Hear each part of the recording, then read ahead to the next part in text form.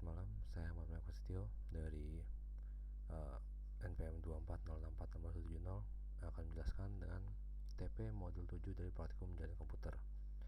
Jadi soal pertama yaitu apa itu redundancy. Redundancy itu adalah jalan alternatif yang digunakan untuk mengatasi masalah single point of failure. Jadi jika ada dua switch, ada jalur yang salah, maka redundancy ini akan membuat sebuah jalur alternatif yang untuk membuat toleransi dari network ini masih bisa digunakan walaupun ada satu masalah rusak. Lalu apa itu STP dan port rules-nya? STP itu adalah protokol yang menangani loop akibat adanya redundancy. Jadi walaupun redundancy ini membantu, juga bisa membantu dalam membuat loop, dan yang loop ini hasilnya bisa membuat sebuah masalah dari network yang telah terbuat. Lalu ada 4 port rules dari STP tersebut ini, yaitu pertama ada root port, di mana port para switch yang non root memiliki jalur dengan cost paling rendah, jadi paling murah, dan yang akan selalu status forwarding jika STP ini stabil. Lalu design port, di mana port ini memiliki jalur paling efisien ke root bridge yang ada dalam satu network segment, dan juga seperti root port akan selalu dalam forwarding status pada saat STP stabil. Lalu ada block port, di mana ini adalah bukan root atau design port, tapi adalah blocking state yang mencegah loop dan hanya mendengarkan dari BPDU sendiri. Lalu terakhir ada disabled port, di mana port ini dinonaktifkan secara manual dan tidak ikut dalam STP atau meneruskan dari frame yang didapat dari device satu lagi. Lalu apa itu STP rules? Ini karena STP bekerja dengan memilih jalur terbaik dari root bridge ke port.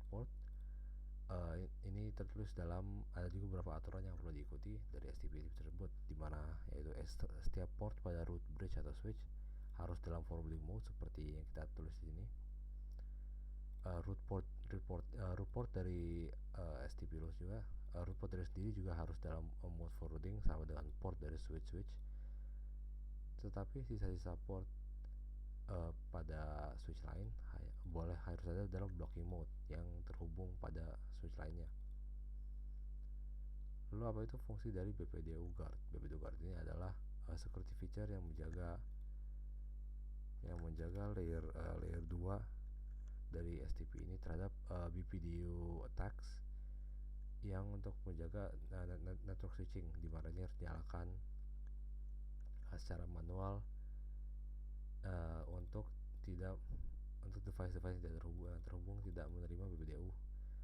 Jadi tidak ada masalah tentang device rogue. Lalu apa itu Ether channel? Ether channel itu adalah teknologi penggabungan port link, di mana port link ini digabung menjadi satu link cepat. Jadi jika ada banyak link fisik yang bisa digabungkan, kita menggunakan Ether channel.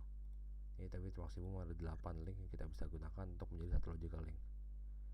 Lalu walaupun itu tidak bagus karena itu dapat menggunakan hal lebih baik, jadi dimana dalam koneksi antar server yang memiliki banyak NIC jadi lebih cepat. Tapi ini juga ada kasus juga dimana nggak bisa jika lalu lintas network kurang besar seperti dalam perumahan atau kabelnya itu melewati path yang berbeda, jadi ada latency yang nggak seimbang. Lalu apa itu PAGP dan LCP? PAGP adalah protokol Cisco yang membantu membuat Ether channel. LCP juga kurang lebih sama dengan Ether channel mengkonfigurasi PAGP, maka ada paket yang akan dihasilkan dari antara PAGP atau LCP. Kedua ini kurang lebih sama, yang beda yaitu adalah nama-nama dari mode tersebut, di mana LCP menggunakan mode aktif atau pasif, di mana aktif itu port saling berkomunikasi, dengan pasif itu port hanya merespon. Di mana PAGP memiliki auto dan desirable, di mana auto itu hanya interface yang merespon tapi tidak memulai komunikasi seperti dengan pasif, dan juga desirable yaitu berkomunikasi seperti dengan aktif. Lalu bagaimana jika kita ingin mengonfigurasi Ether channel dengan LCP tadi? Ini adalah foto yang diambil dari Daste,